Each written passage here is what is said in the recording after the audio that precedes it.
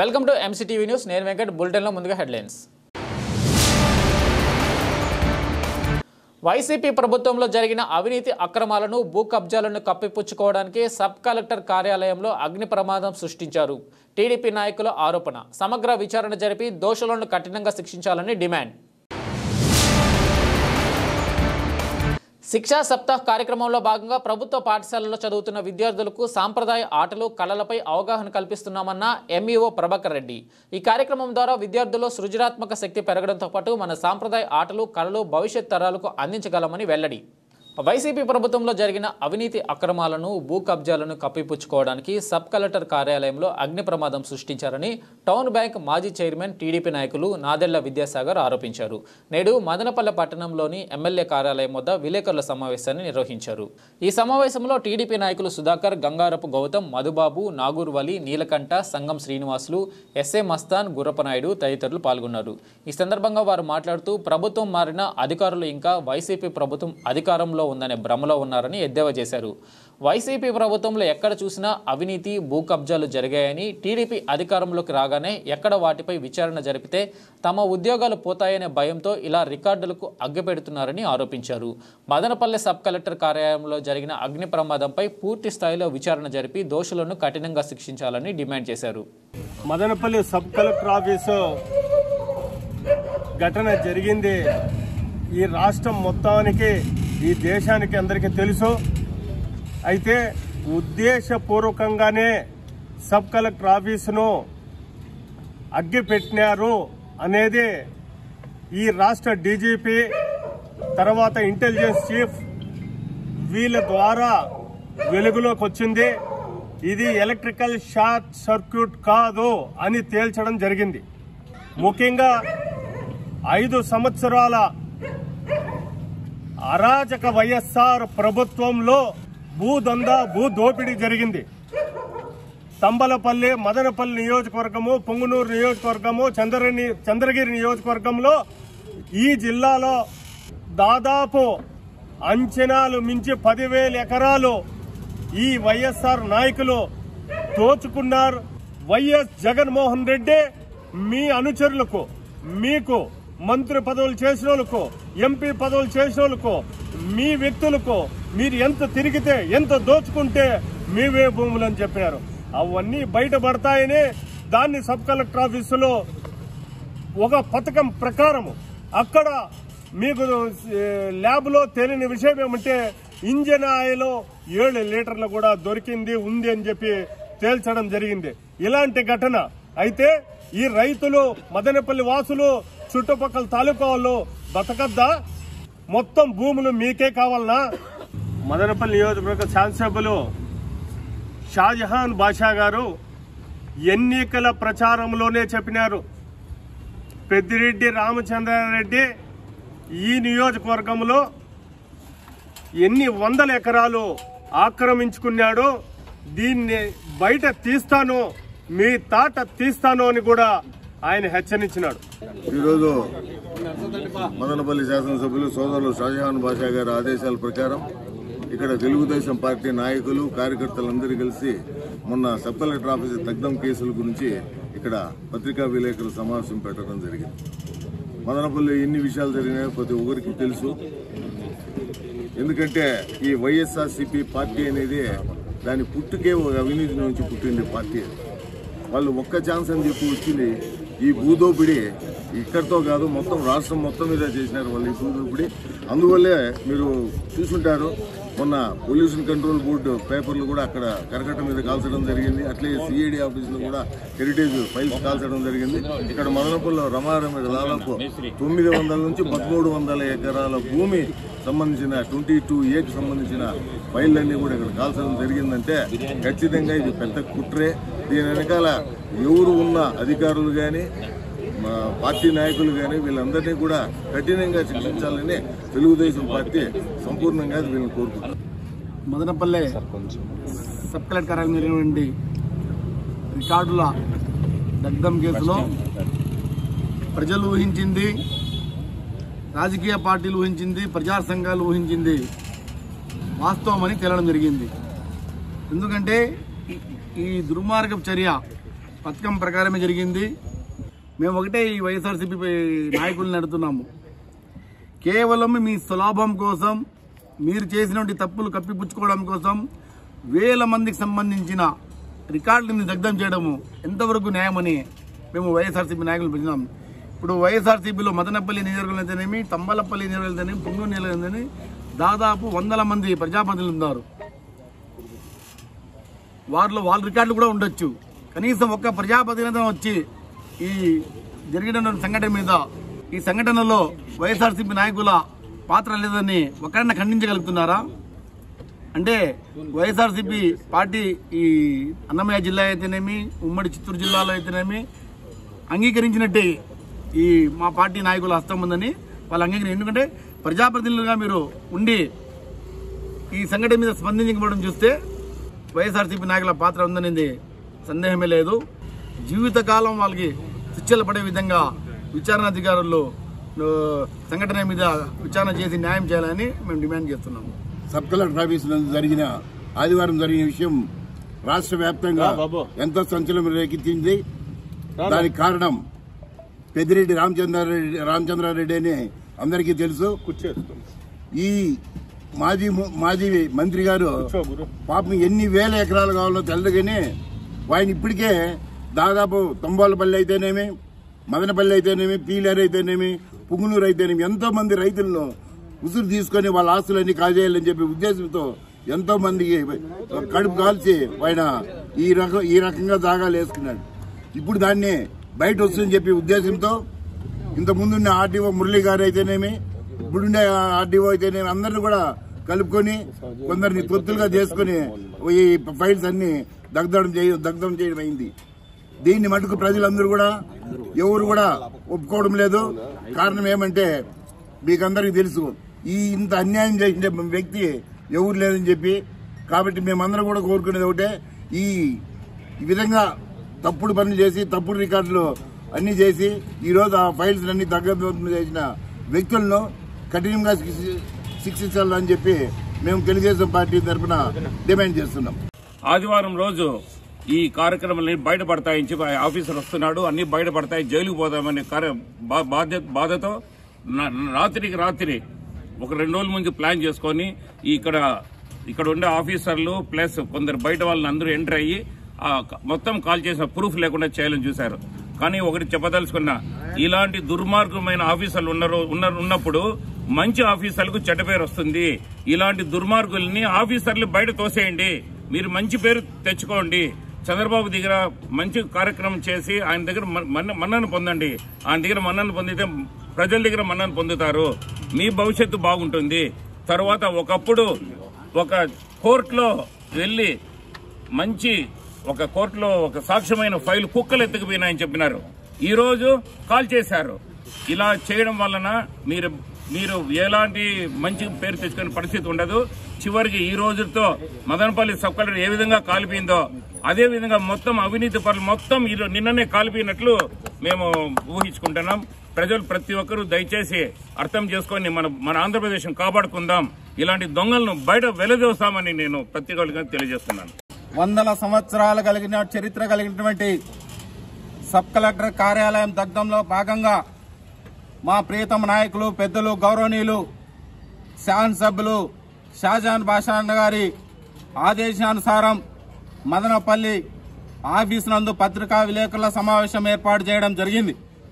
ముఖ్యంగా గతంలో వైఎస్ఆర్ కాంగ్రెస్ పార్టీ ఎవరైతే పెద్దిరెడ్డి రామచంద్రారెడ్డి అనే వ్యక్తి ఉన్నాడో, ఎవరైతే నేను నెంబర్ 2 అని చెప్పుకునేటువంటి వ్యక్తి ఉన్నాడో, ఈ చిత్తూరు జిల్లాకు ఒక అంబాసిడర్ లాగా దోచుకోవడానికి ఒక మంత్రి పదవి తీసుకొని ఈ రాష్ట్రంలో ఉన్నటువంటి బడుగు బలహీన వర్గాల భూములు, హరిజన గిరిజన మైనార్టీ వర్గాల భూముల్ని టార్గెట్ గా చేసుకుని కొన్ని వేల ఎకరాలు భూములు స్వాధీనం చేసుకున్నటువంటి దౌర్భాగ్యమైనటువంటి వ్యక్తి ఈ పెద్దిరెడ్డి రామచంద్రారెడ్డి. ఏవైతే ఈ భూదందాలన్నీ ఉన్నాయో మా నాయకుడు షాజహాన్ బాషా గారు పార్టీలోకి వచ్చిన తర్వాత సమగ్రమైనటువంటి విచారణతో సమగ్రంగా ఈ మదనపల్లి నియోజకవర్గాన్ని సుడిగాలి పర్యటన చేసి ఎవరైతే భూములు కోల్పోయినారో వాళ్ళ దగ్గర అందరి దగ్గర కూడా సమాచారం సేకరించి ఈ సమాచారాన్ని పెద్దలు మా ముఖ్యమంత్రి నారా చంద్రబాబు నాయుడు గారి దృష్టికి తీసుకుని వెళ్తే అక్కడ ఎప్పుడైతే పెద్దలు నారా చంద్రబాబు నాయుడు గారి దృష్టికి తీసుకుని వెళ్ళిన తర్వాత ఇక్కడ మదనపల్లిలో అలజడి మొదలైంది వైఎస్ఆర్ కాంగ్రెస్ పార్టీ వాళ్లకు. మా నాయకుడు షాజాన్ బాషా గారు అసెంబ్లీకి పోయిన తర్వాత ఊర్లో లేని సమయంలో ఈ రోజు సబ్ కలెక్టర్ ఆఫీసులో దగ్ధం చేయడం జరిగింది. అధికారులను అడ్డు పెట్టుకుని సబ్ కలెక్టర్ ఆఫీసులో మీరు ఇంజిన్ ఆయిల్ ఏ విధంగా వచ్చింది, అదే విధంగా మదనపల్లిలో కొంతమంది పెద్దిరెడ్డి చెంచాకాలను అడ్డబెట్టుకుని ఈరోజు సబ్ కలెక్టర్ ఆఫీసులో ఫైల్స్ దగ్ధం చేయడం జరిగింది.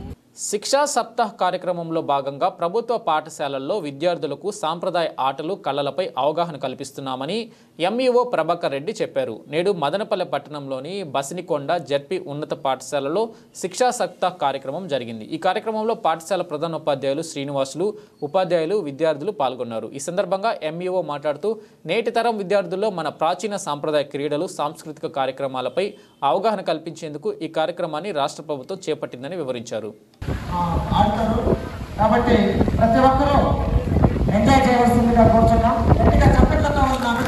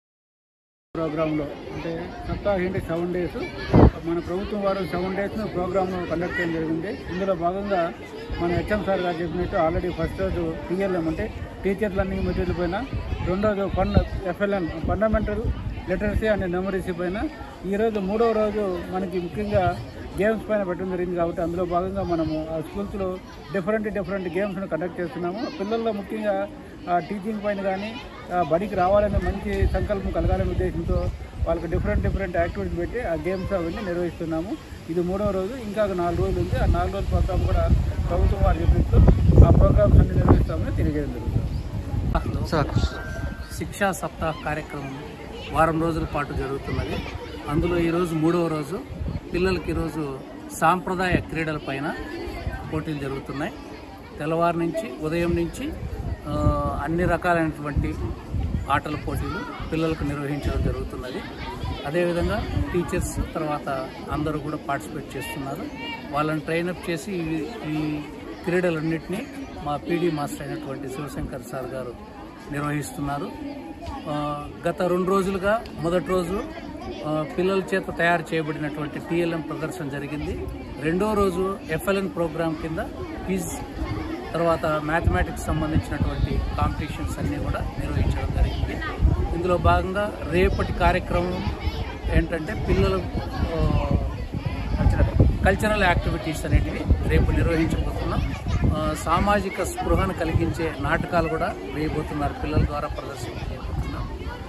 ఈ విధంగా 28వ తేదీ వరకు కార్యక్రమాలను పాఠశాలలో నిర్వహిస్తున్నాం. విద్యార్థుల యొక్క సర్వతోముఖాభివృద్ధికి దోహదపడుతుంది. మానసిక వికాసానికి, శారీరక దారుఢ్యానికి దోహదపడేటువంటి క్రీడలను ప్రభుత్వాలు కూడా ఎంతో ఎంకరేజ్ చేస్తున్నాయి. అదేవిధంగా పాఠశాల స్థాయిలో కూడా వివిధ క్రీడాంశాలలో విద్యార్థులందరినీ పార్టిసిపేట్ చేసి అటువంటి అవకాశాన్ని కూడా మనకు గౌరవనీయులు హెడ్ మాస్టర్ గారు, ఎంఈఓ గారు అందరూ కూడా మనకు పాఠశాలలో అవకాశం ఇస్తున్నారు. అదేవిధంగా ప్రతిరోజు 6th, 7th, 8th క్లాసులు కూడా ప్రతిరోజు హాఫ్ అన్ అవర్ ఆడుకోవడానికి కూడా అవకాశం ఇచ్చారు. వారి పిల్లల యొక్క శారీర దృష్టిలో పెట్టుకుని వాళ్ళని మానసికంగా కానీ శారీరకంగా కానీ అభివృద్ధి చేయడానికి ఈ క్రీడలతో ఎంతగానో తోడ్పడతాయి. ముఖ్యంగా గ్రామీణ సాంప్రదాయ క్రీడలు అంటానే బిల్లంకోడి, ఇన్ని గిరిగిన్న, అలాగే లగోరి, కబడ్డీ ఇవన్నీ కూడా సాంప్రదాయ క్రీడలతో వస్తాయి. ఇప్పుడు ఆడేటువంటి పొటాటో గ్యాదరింగ్ కూడా దానికి సంబంధించింది. కాబట్టి ఈ అవకాశము ప్రభుత్వం కల్పించింది, సద్వినియోగం చేసుకుంటున్నాం. మేము టీచర్స్, విద్యార్థులందరూ కూడా వారి యొక్క సర్వతోముఖాభివృద్ధికి మేము దోహదపడుతున్నాం, కృషి చేస్తున్నాం అని చెప్పేసి తెలియజేస్తున్నాం. నవోదయ నందు 6వ తరగతి నందు ప్రవేశానికి ప్రస్తుతం 5వ తరగతి చదువుతున్న విద్యార్థులు ఆన్లైన్ నందు దరఖాస్తు చేసుకోవాలని నవోదయ పాఠశాల వైస్ ప్రిన్సిపల్ వేలాయుధం కోరారు. నేడు మదనపల్లె సమీపంలోని నవోదయ పాఠశాల నందు వారు విలేకరుల సమావేశాన్ని నిర్వహించారు. ఈ సందర్భంగా ఆయన మాట్లాడుతూ ప్రస్తుతం 5వ తరగతి చదువుతున్న విద్యార్థులు వచ్చే సంవత్సరం 6వ తరగతి నందు నవోదయ ప్రవేశానికి దరఖాస్తు చేసుకోవడానికి ఆన్లైన్ పోర్టల్ తెరవబడిందని చెప్పారు. ఆసక్తిగల విద్యార్థులు సెప్టెంబర్ 16 లోపు దరఖాస్తు చేసుకోవాలని, ఆఫ్లైన్ లేదని పేర్కొన్నారు. 2025 సంవత్సరం జనవరి 18న ప్రవేశ పరీక్ష ఉంటుందని వివరించారు.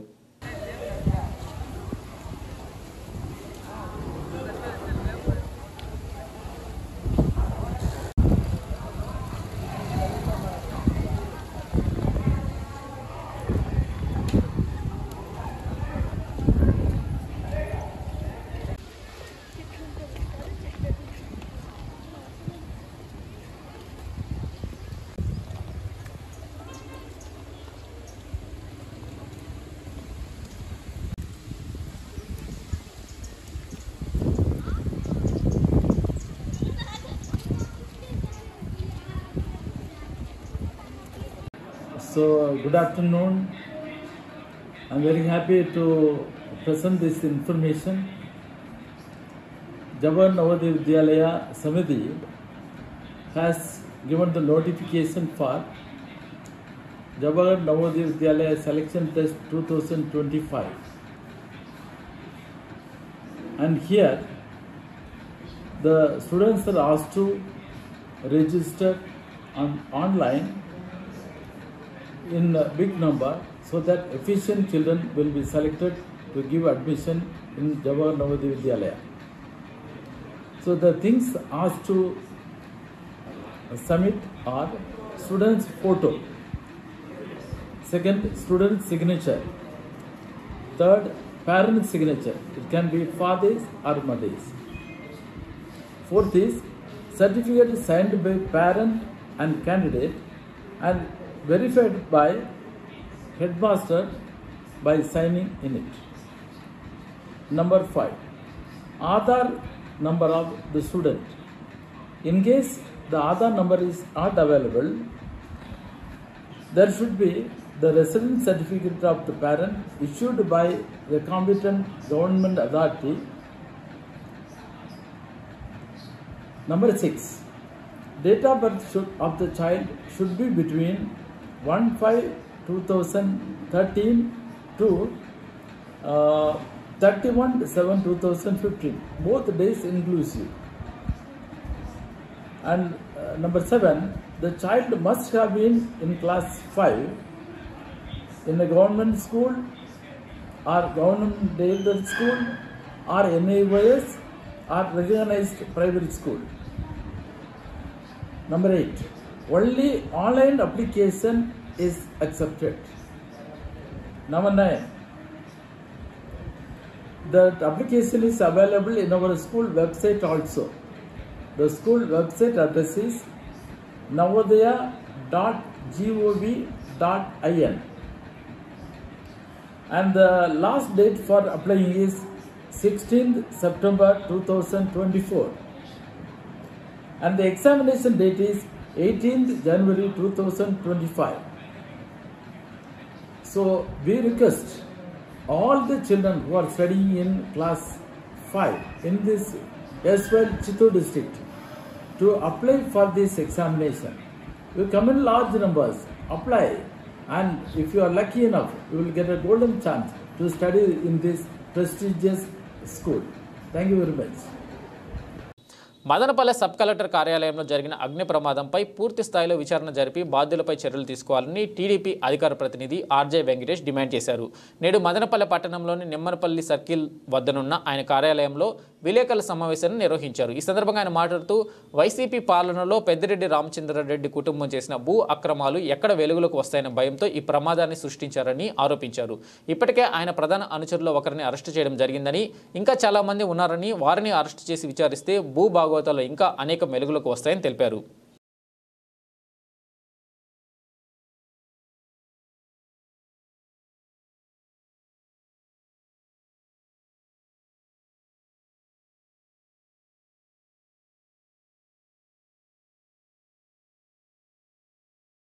ఈరోజు మున్సిపాలిటీలో ఒక అత్యున్నతమైన స్థానంలో ఉన్నటువంటి ఒక వ్యక్తి వీళ్ళందరినీ బ్రోకర్గా తీసుకున్నారు. మోహన్ రెడ్డి అనే వ్యక్తి వీరందరికీ గ్రూప్ లీడర్గా వ్యవహరించాడు. మోహన్ రెడ్డి వద్ద ఈరోజు మాధవరెడ్డి వద్ద 3 సంచుల దస్తావేజులు దొరికాయి.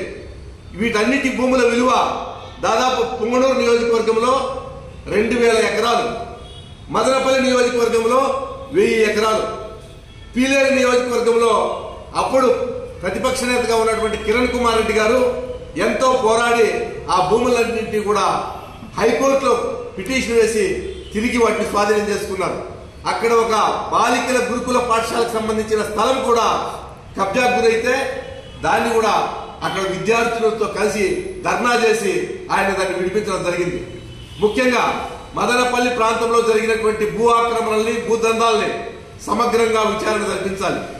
పుంగనూరు రోడ్లో ఒక దళితులకు సంబంధించిన భూమిని అక్కడ ఒక పెట్రోల్ బంక్ యజమాని ఫ్లాట్లు వేసి ఆ ఫ్లాట్లను అమ్ముకుంటున్నాడు.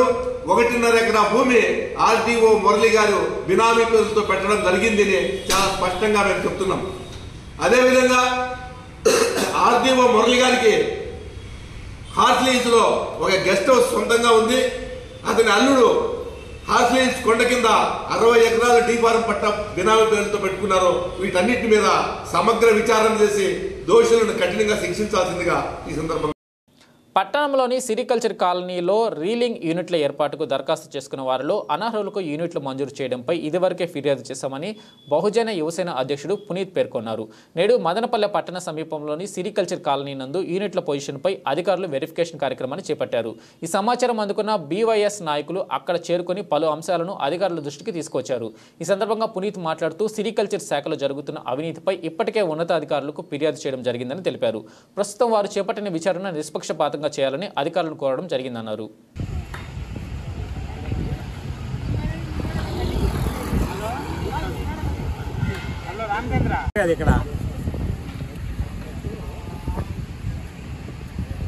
హెచ్ఎస్సీ కాంప్లెక్స్ లో లేదా?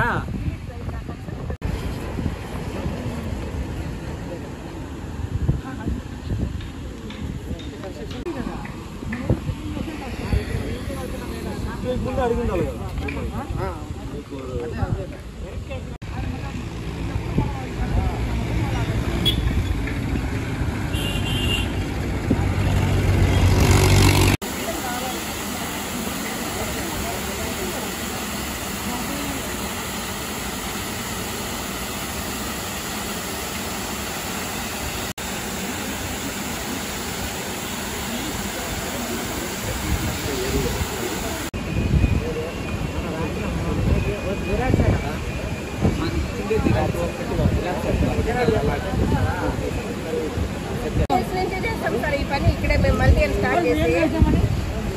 చేయలేదు. మాకు హక్కు కల్పించారు ఇంటి పైన నేను చెప్తాను.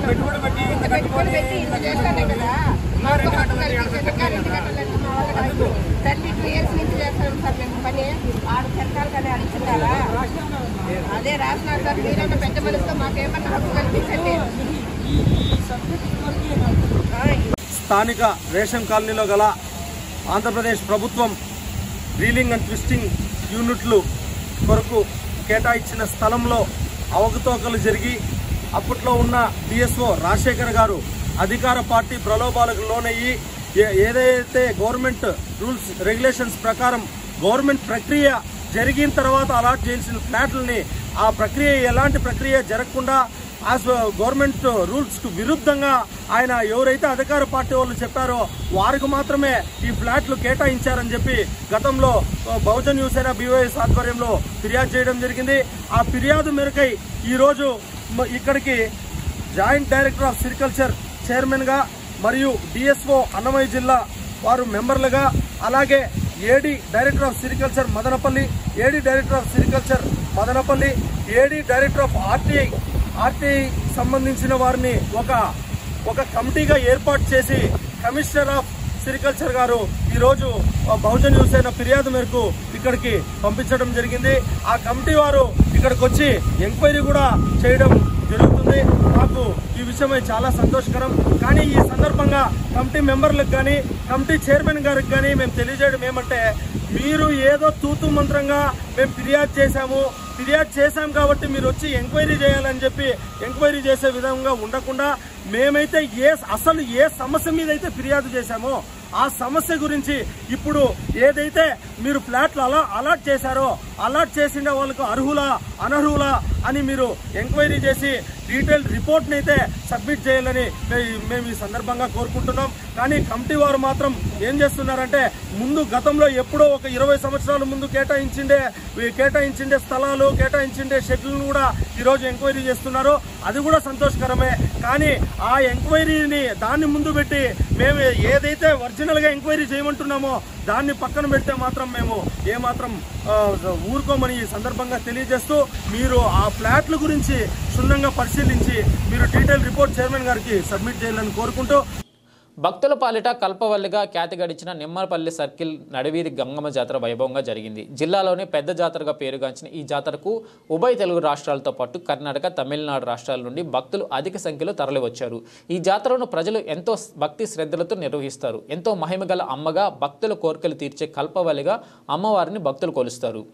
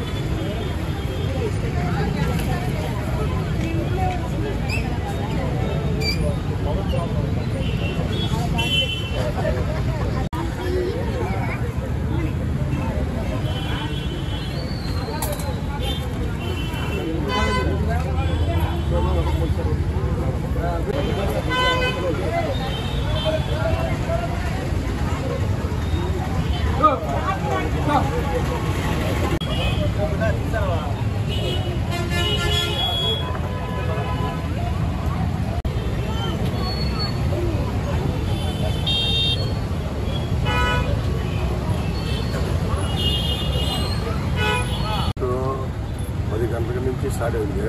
అమ్మవారిని 10 గంటలకు తీసుకొని వచ్చాము. గంటకు వచ్చినామో మళ్ళీ ఇచ్చినాము. మన వెలుగుకి వచ్చినాము 3 గంటలకు తగ్గినాము. మళ్ళీ వచ్చిన కేరళ డ్రమ్స్, బల్లారి డ్రమ్స్, తెలంగాణ గట్టు చక్కభజన, తమిళనాడు నుంచి జరిగి డ్యాన్సు అన్ని రాత్రి అంగరంగ వైభవంగా జరిగింది. ఈరోజు తెల్లవారు నుంచి భక్తులు తండోపతండాలుగా వచ్చిందో అమ్మవారిని దర్శించుకొని పూజలు కంటిన్యూ జరుగుతూ ఉన్నాయి. ఈరోజు ఈవినింగ్ కూడా భారీగా వస్తారు భక్తులు. సాయంత్రం వచ్చిందో మళ్ళా కేరళ డ్రమ్స్, మైసూరు డ్యాన్స్, తమిళనాడు వచ్చిందో ఆంబూర్ నుంచి జరిగి డ్యాన్స్, తెలంగాణ గట్లు చక్కభజన అంగరంగ వైభవంగా 11 గంటలకు ఊరేగింపు జరుగుతుంది. భక్తాదులందరూ వచ్చిందో అమ్మవారిని కోరికలు చూపిస్తుంది. నడివేడి గంగమ్మ జాతర భక్తులందరూ వచ్చిందో దర్శనం చేసుకొని అందరూ అమ్మవారి పాత్రలు కావాలని అందరు భక్తులకు అందరికీ చెప్తున్నారు. మదనపల్లె బర్మా వీధిలో గోవధ కోసం తీసుకెళ్తున్న లేగదోడను విశ్వ హిందూ పరిషత్ సభ్యులు పట్టుకుని పోలీసులకు అప్పగించారు. నేటి ఉదయం ఓ ఆటోలో లేగదోడను వధశాలకు తరలిస్తున్న సమాచారం తెలుసుకున్న వారు అక్కడికి చేరుకొని ఆటోను అడ్డగించారు. అనంతరం దూడను తరలిస్తున్న ముగ్గురిని ఆటోతో సహా పోలీసులకు అప్పగించారు. దూడను పోలీసుల ద్వారా గోశాలకు తరలించారు.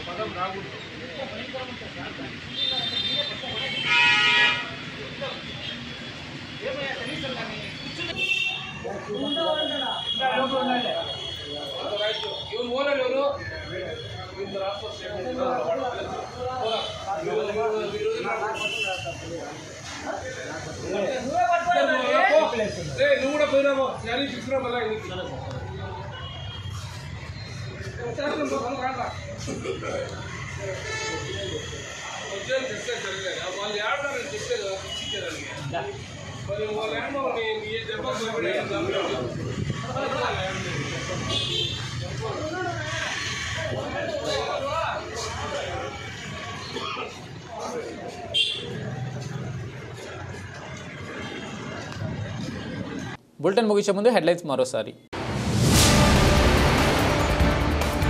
వైసీపీ ప్రభుత్వంలో జరిగిన అవినీతి అక్రమాలను భూ కబ్జాలను కప్పిపుచ్చుకోవడానికి సబ్ కలెక్టర్ కార్యాలయంలో అగ్ని ప్రమాదం సృష్టించారు. టీడీపీ నాయకుల ఆరోపణ. సమగ్ర విచారణ జరిపి దోషులను కఠినంగా శిక్షించాలని డిమాండ్.